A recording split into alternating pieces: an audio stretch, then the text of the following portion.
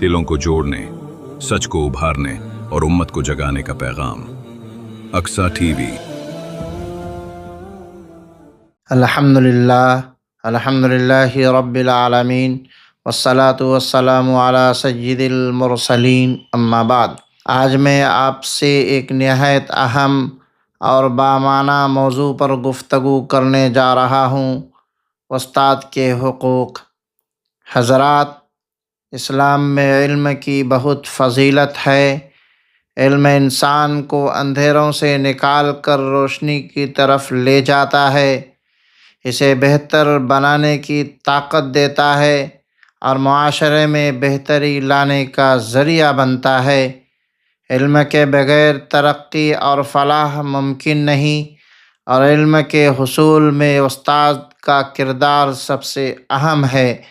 حضور صلی اللہ علیہ وسلم نے فرمایا، ان اللہ وملائکتہ واہل السماوات والارض جین حتی النملة فی جحرها وحتی الحوت فی البحر لیصلون علی معلم الناس الخیر۔ اللہ تعالیٰ، اس کے فرشتے، آسمانوں اور زمین کے سب رہنے والے، حتیٰ کہ چونٹی اپنے بل میں اور مچھلی سمندر میں بھی لوگوں کو بھلائی سکھانے والے استاد پر رحمت بھیجتے ہیں۔ طلب العلم فریضۃ علی کل مسلم۔ علم حاصل کرنا ہر مسلمان پر فرض ہے۔ یہ حدیث واضح کرتی ہے کہ علم کی تلاش ہر مسلمان پر فرض ہے، اور اس فریضے میں استاد کی رہنمائی بہت اہم ہے۔ استاد کے بغیر علم حاصل کرنا ممکن نہیں۔ استاد کے کئی حقوق ہے۔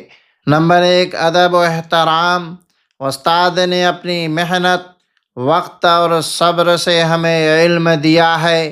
ان کا احترام کرنا، ان کے سامنے عاجزی دکھانا اور ان کے ساتھ حسن سلوک کرنا لازم ہے۔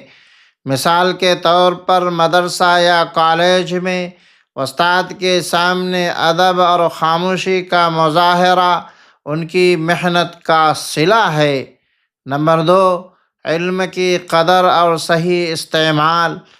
استاد صرف الفاظ نہیں پڑھاتے، بلکہ زندگی گزارنے کے اصول، اخلاق اور انسانیت بھی سکھاتے ہیں۔ استاد کا حق ہے کہ ہم علم کو درست استعمال کریں، دوسروں تک پہنچائیں اور معاشرے میں بہتری لانے کے لیے کام میں لائیں۔ نمبر 3، دعا۔ ایک شاگرد کے لیے بہترین شکریہ یہ ہے کہ اپنے استاد کے لیے دعا کریں۔ حضور صلی اللہ علیہ وسلم نے فرمایا، والدین کے بعد سب سے زیادہ حق استاد پر پڑتا ہے، لہذا ہمیں اپنے اساتذہ کے لیے دعا کرنی چاہیے۔ اللہ تعالیٰ انہیں صحت، طویل عمر اور بہترین مقام عطا فرمائے۔ نمبر 4، شکر گزاری اور وفاداری۔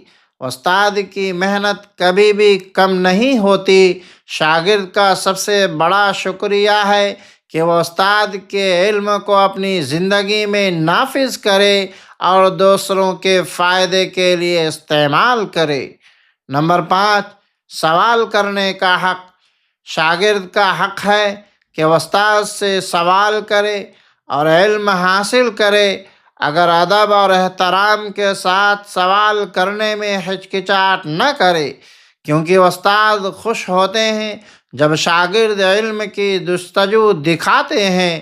نمبر 6، صبر اور تحمل۔ اساتذہ صبر کے ساتھ علم سکھاتے ہیں۔ ہمیں چاہیے کہ ہم بھی صبر کریں، جلد بازی نہ کریں، استاد کی محنت کو سمجھیں۔ استاد چاہتا ہے کہ شاگرد علم کو صحیح طریقے سے سمجھے، نہ کہ صرف یاد کریں۔ نمبر 7، استاد کی رہنمائی کا احترام۔ استاد نہ صرف علم دیتے ہیں بلکہ ہماری شخصیت کو بھی سنوارنے میں مدد کرتے ہیں۔ ان کی نصیحت اور رہنمائی کو نظر انداز نہ کریں، کیونکہ وہ ہمارے بھلے کے لیے ہی ہدایت دیتے ہیں۔ نمبر 8، استاد کی یاد میں نیکی کرنا۔ ہمیں چاہیے اپنے استاد کے لیے نیکی کریں، ان کی خدمت کریں، ان کے لیے دعائیں کریں۔ یہ ان کے حق میں سب سے بڑی خدمت اور ان کے مقام کو بڑھانے کا ذریعہ ہے۔ حضرات، اسلام میں استاد کا مقام بہت بلند ہے۔ انہوں نے ہمیں علم کے زیور سے آراستہ کیا، اور ان کے حقوق کو یاد رکھنا ہر مسلمان کا فرض ہے۔ ادب، شکر گزاری، دعا، علم کا صحیح استعمال اور استاد کی خدمت، یہ سب استاد کے حقوق میں شامل ہے۔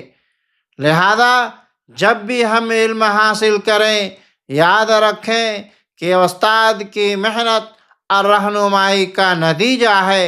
ہمیں چاہیے کہ ہم ان کے حقوق کی پاسداری کریں اور اپنے علم سے معاشرے میں روشنی پھیلائیں۔ آخر میں دعا ہے، اساتذہ کو بہترین مقام عطا فرمائے، ہمیں ان کے حقوق ادا کرنے کی توفیق دے، اور ہمارے علم کو دوسروں کے فائدے میں استعمال کرنے کی توفیق دے۔ والسلام علیکم ورحمۃ اللہ وبرکاتہ۔